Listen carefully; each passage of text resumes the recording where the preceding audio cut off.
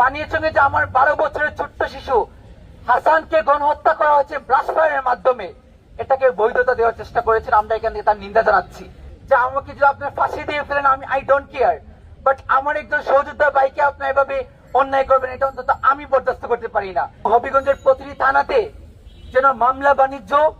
আর রেগুলেশনের মামলা দিয়ে, financial involvement দিয়ে, টাকা পয়সা দিয়ে মানুষকে, নিরীহ মানুষকে গ্রেফতার করার জন্য একটা মহোৎসব শুরু হয়ে গিয়েছিল। 3 দিন আগে আমি জানতে পারলাম আমার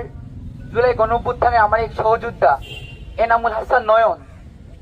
যে আমার পাশে দাঁড়িয়ে ফাইট করেছিল। আমি একটা কথা স্পষ্ট বারবার ক্লিয়ার করেছি, 2023 সালে সে যদিও ছাত্রলীগ করেছে, কিন্তু জুলাই গণঅভ্যুত্থান ঢাকা পরবর্তী সময়ে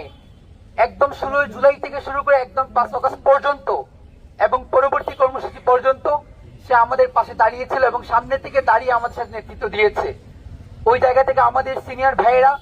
এবং তারই ধারাবাহিকতা আমরা বারবার একটা কথা বলেছি যে আমরা তাদেরকে সবচেয়ে বেশি অ্যাপ্রিসিয়েট করেছি যারা হচ্ছে জুলাই গণঅভ্যুত্থানে তাদের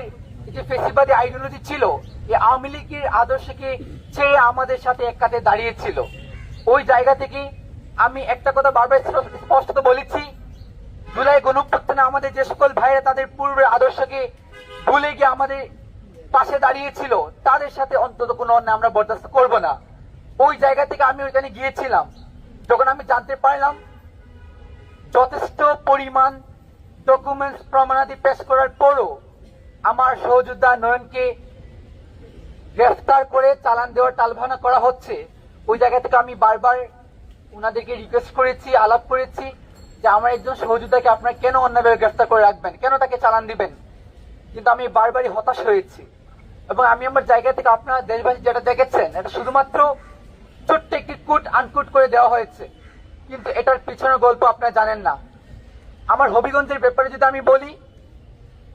বানিয়াচংয়ে যখন সারা বাংলাদেশ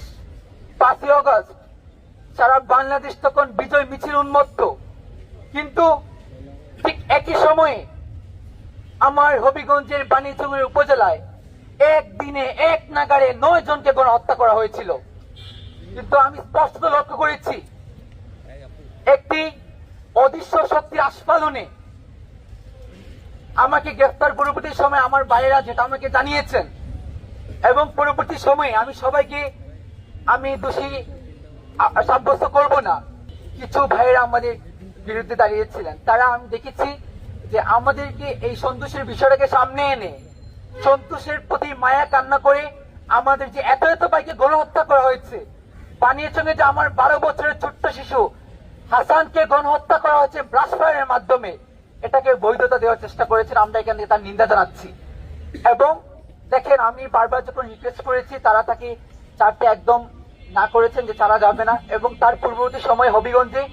বাংলাদেশের সবচেয়ে বেশি মামলা বাণিজ্য হয়েছে এবং হবিগঞ্জের প্রতিটি থানাতে যেন মামলা বাণিজ্য আর রেগুলেশনের মামলা দিয়ে, ফাইন্যান্সিয়াল ইনভলভমেন্ট দিয়ে, টাকা পয়সা দিয়ে মানুষকে, নিরীহ মানুষকে গ্রেফতার করার জন্য একটা মহোৎসব শুরু হয়ে গিয়েছিল। তো দীর্ঘদিনের আমাদের আক্ষেপ, আমাদের খুব,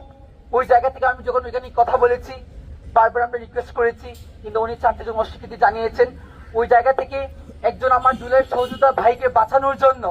এক পর্যায়ে আমি আমার নিজেকে নিয়ন্ত্রণ হারিয়ে ফেলি এবং আমি একটা কথা বারবার বলেছি যে আমাকে যদি আপনার ফাঁসি দিয়ে ফেলেন আমি আই ডোন্ট কেয়ার,